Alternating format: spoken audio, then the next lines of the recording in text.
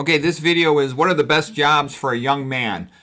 And, this is not written in stone. These are just some ideas that have come along. And I make the joke about the Hollingsworth concept. Hollingsworth was a psychologist, worked with high IQ children, and her husband came up with this idea of a 30 IQ points communication range. And basically, the smarter person thought the dumber person was kind of dull on the subject, just within a given domain or whatever.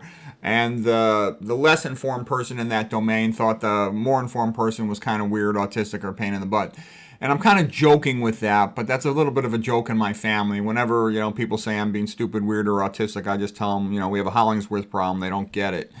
And so this is just a couple ideas. Number one, times are unstable. Nobody knows what is going to happen in the next couple of years. There's a lot of concern about, the what hits the fan, so to speak. And if you study history, it's like who does the best when the what hits the fan? It's the people that live rural and that are farmers. So I think becoming a farmer would be a smart thing to do for a young person for a while. And it depends on the individual. I'm a scholar. I was born to be a scholar, so I would probably always want to try to be around academics. But when the what hits the fan, a lot of places don't want to pay for scholarly like people. And I've also seen, the healthcare system's kind of going down into the toilet. So it's not the best time to go into one of those jobs. One of the things you could do is just get yourself real educated and wait a few years to see which way things are going. Now, I realize that's not a first choice option based on thinking of 10 years ago, even 5 years ago. But things have really gotten a lot worse. What are other good options? So I think farmer's the best thing. Learning how to grow food. If you know how to grow food and you're around food, you will have food. And many other people will not. Okay? Being a computer programmer or on a information technology, cybersecurity guy, that seems to be growing. All of this push towards computers, I think, is actually very bad for society. The reason I say that is as things become more and more centralized, that leads to a progressive loss of freedom.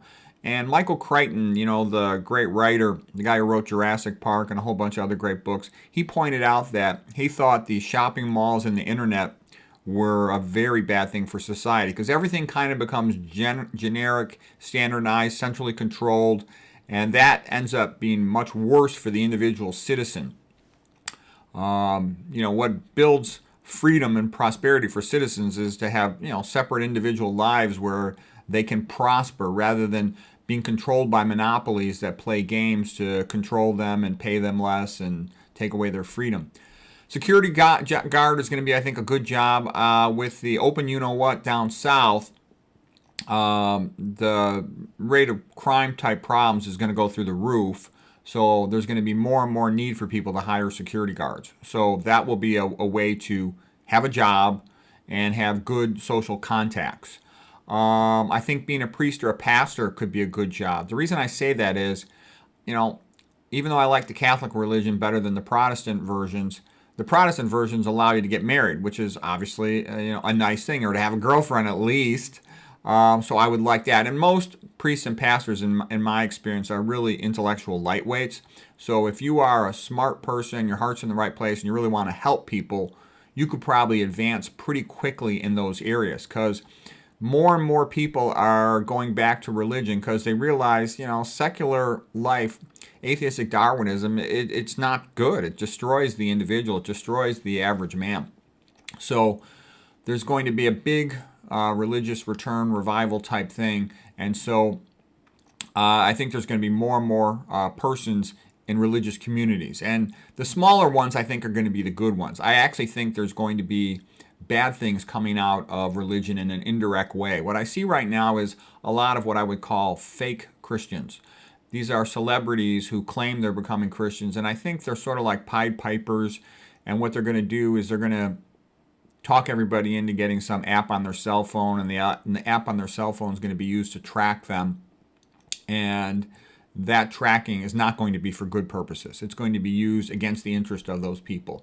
I don't know what app it's going to be, but I would never get one of those Christian-related apps on my cell phone. I don't even have a cell phone. I actually think those are going to be used to track Christians and persecute them. There's a good chance of that. I hope not, but that's what it seems like to me. There's a concept of a honeypot. A honeypot means that, let's say you wanted to catch all the bears in the forest. Well, it's hard to find all the bears in the forest. Well, if you put a honey pot in the middle of a field, you can catch all the bears in the forest much more easily. And so I kind of think that's what it is, a bunch of fake celebrity Christians sitting around a cell phone app to get all the Christians easily trackable and persecute them from society. I see that's where things are going. I hope not, but that's what it seems to be the case. All right, fertility expert. The reason I say fertility expert, from what I've seen, the infertility rates for women and for men, especially for women, but for men too, are off the charts. And so I think that basically the pro females, which means, like 95% of females, there's major efforts with the chemicals in the water, the chemicals in the processed food, etc., to sterilize them. Okay, and most of them are kind of stupid, and they just go along with society. The other thing is they keep on telling women, oh, you got to be more educated, don't be a low-life housewife. A low-life housewife is just a slave to her husband. You can do better than that. Get a job, etc. Get more education. And I think the reason they're telling young women that is they don't want them to have children. The old joke is that the higher a woman's academic IQ, the lower her biologic IQ. I've seen a lot of very nice doctors who never had children. They forgot. They forgot to, get married and have kids, and they're pretty sad about it. And I know them, and they're nice, they're pretty. There's nothing wrong with them, but they forgot to have kids. They were so into this work lifestyle, And there's the old saying is, what do you get when you work your fingers to the bone? Bony fingers, okay? What brings happiness in a woman's life is her family, okay? 1,000 times more than a job. A job's fun when you're in your 20s, bunch of young people around, you chit chat with each other, maybe do something together on the weekends. But you get older, you want to be with your family, okay? That's a normal, typical thing to do. Okay, so like I said about the academics, yeah, I can't help it. I'm an academic person. But most people are not. Even most doctors aren't really that academic. They were motivated people who worked hard to get through school. But I know most doctors I know are functional illiterates. They never read anything. Private school. I think private schools are going to become more popular for the few people who can afford them, especially through religion, because the church can help pay for them. But what I'm getting at is the public schools are so bad, so worthless, so evil, that parents are going to start running for their lives the more they understand what's happened. If they understood, they would do so more already. It's insane. Your son goes to a public school. They label him as hyperactive. They drug him with amphetamines. They try to talk him into saying he wishes he was a girl sometimes, and then they castrate him. That's insane. And they don't teach him anything. It's insane. It's like ultra evil, satanic. It's beyond belief. And now I know there's a lot of good people who teach in public schools, right? But it's kind of like there's a lot of good doctors who mean well, but the reality of the situation is the people who run the public school system hate the kids, okay? And, the people who run the medical system have contempt for the patients. So individual doctors do the best they can, many of them, for the patients.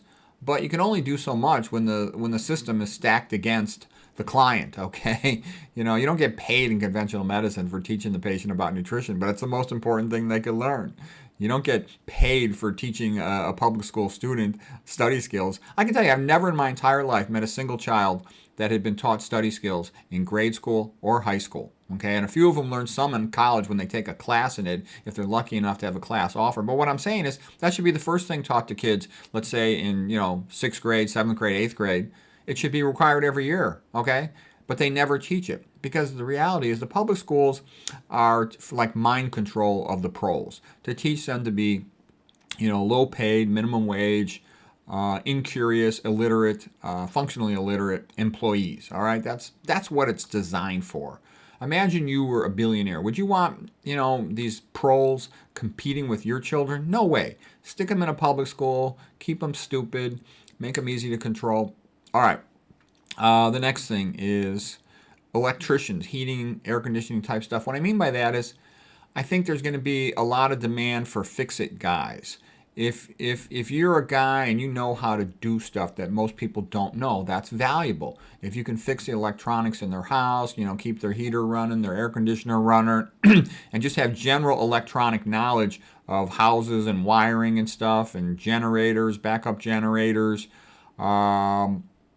that will be a valuable person. People will need you, and so they'll be willing to give you money. You know, a lot of these academic jobs that are kind of a big joke, when the money's short and the economy is collapsing, they're not going to pay you money, you know, to study anthropology, I don't think. Okay, even though it's a fascinating subject, when money's tight, it's going to be hard for somebody to pay money for those types of jobs. Being a caddy at a golf course, I think, is a good job for a young person. There's trade-offs to it. What do I think is good about it? You're going to meet a lot of rich people, and you make some contacts, and they can maybe help you get a job. All right. I'm kind of gearing this lecture towards people of, you know, middle class, lower middle class to poor income. They have less options. Okay, being a servant for rich people could be a good job. Okay, and like, why am I saying this? Because I've read a lot of history.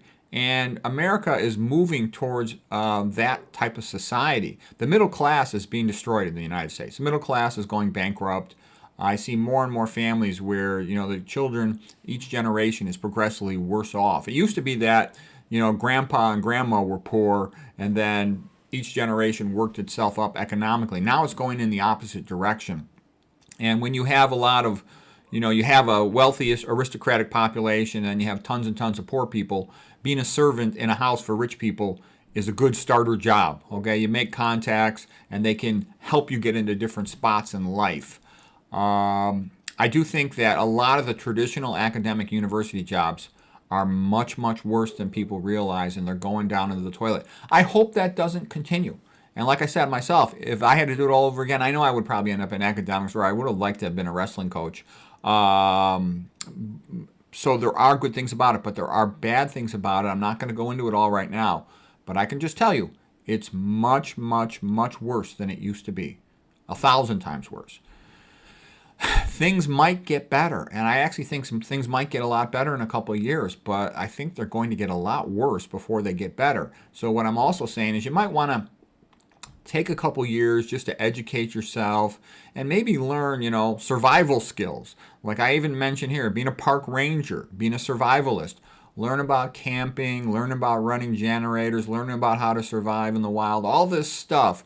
Work at one of these nature places till society stabilizes. You want to sort of hide out, if you could, away from all the trouble. There's going to be big problems in the major cities and in a lot of other areas, and I don't know how long it's going to take for the dust to settle, and I don't know how long it's going to take before things get good again. I hope they get good again real soon. They might get good again as soon as January, but I wouldn't count on it. And then at the end, I kind of put as a joke yoga instructor. And so why do I put that? First of all, I don't like yoga, and it's kind of a joke. I don't think you should be putting your foot behind your head. I think that could give you a stroke. I've seen that cause a stroke before. But the reason why I put this in there as a joke is it's something that a lot of women do. And I had what for me was a bizarre experience when I was young. I was a real popular guy in high school, a really nice girlfriend, and all of a sudden I went to college and I was totally socially isolated. I didn't know a single person out at Stanford. I'd come from the Midwest, and it was like I never ever spoke to a girl. And now you may think that's a funny statement if you're in a different type of environment. Fine. I know guys that went to state schools where they had bars open like 6 or 7 nights a week. And those guys would tell me all kinds of incredible stories about going out all the time, all their friends. In a place like Stanford, there were no parties, month after month. You could have 6 months go by and I wouldn't go to a single party. There were no social events.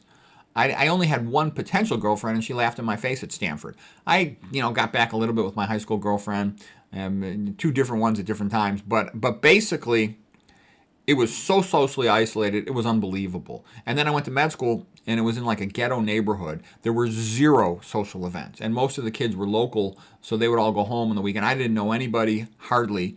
And so I was, again, incredibly socially isolated. And it totally got me by surprise, because I was kind of, real focused on academics. That's kind of like all I thought about in sports. I was still wrestling a little bit when I was in medical school and coaching at that time. So what I'm trying to say is, if you want to meet women and have a girlfriend, I've heard recent statistics, and I don't know if they're really true, but they said up to 30% of men at 30 years of age nowadays still have never had a girlfriend. Okay, that's amazing. That's a new thing, and I see all kinds of bad things between young men and women that are different than before. Like I said, and before it was just guaranteed. I was gonna, find a wife, have a nice big family, and live happily ever after. There was 100% certainty of that in my mind. So nowadays, though, all these young guys, they said the women their age are a bunch of sluts. They're all promiscuous, lots of STDs. You can't trust them. They're feminists. They don't want these women. This is bizarre, kind of rather bizarre that all these young guys, and I'm talking to good young guys, they don't like the girls their age very much at all, and they don't respect them very much. And the women are infertile. The main thing a guy wants a woman, he wants a woman to have children with. He wants a woman to have sex with. He wants a companionship. But what I'm trying to say is, the women, a lot of them, these young women, they can't have kids because they're infertile. They got STDs. They're promiscuous, so he doesn't feel like he can trust them. They're feminist. They're afraid of divorce laws. I'm telling you, there's going to be a major change in the number of people getting married in the future. These young guys do not want to get married. And that's going to make life tougher for a woman. I mean, what I've seen for women, like my mother, like lots of young women I know, like my wife, the best thing that ever happened to them, the husband gives them tons of money, okay? How many times? I've written my wife a check every month. My wife has never in her life written me a check. Zero, okay? It's a great deal for a woman to have a husband where they have a decent relationship and he sort of like provides for her. I mean, why wouldn't you want that? Like I joke, I wish I was married to myself. I could retire if I was married to myself. So anyways, these are just some thoughts that I think will help a young man, because if you go into the job market, career market, the life market, thinking the way people did, 10, 15 years ago, probably the way your parents are advising you, I think you're in for a rude awakening. Things are very different than they used to be, and they're much, much worse. So you kind of want to keep on building skills in the background is what I would do. I would go down this route if it was me. Make myself super educated in a couple of areas that I thought had potential and were useful, but I would maybe want to stay out of the mainstream system for a couple years until it stabilizes, because I'm just telling you, you don't understand how bad it is. It's much, much worse for young people nowadays than it used to be. It used to be, I was 100% optimistic and enthusiastic when I was young. Now for these young guys, I see them getting screwed over left and right. Society kind of doesn't like young men. I mean, I know that's bad to say, but it's true. So build up your skills. Make sure you got some real, valid, useful skills. Try to be in a good spot for the next couple of years, and hopefully things will go well for you in the long run. Have some long-term plan as well. And learn about economics, learn about health, nutrition, and all this other stuff too.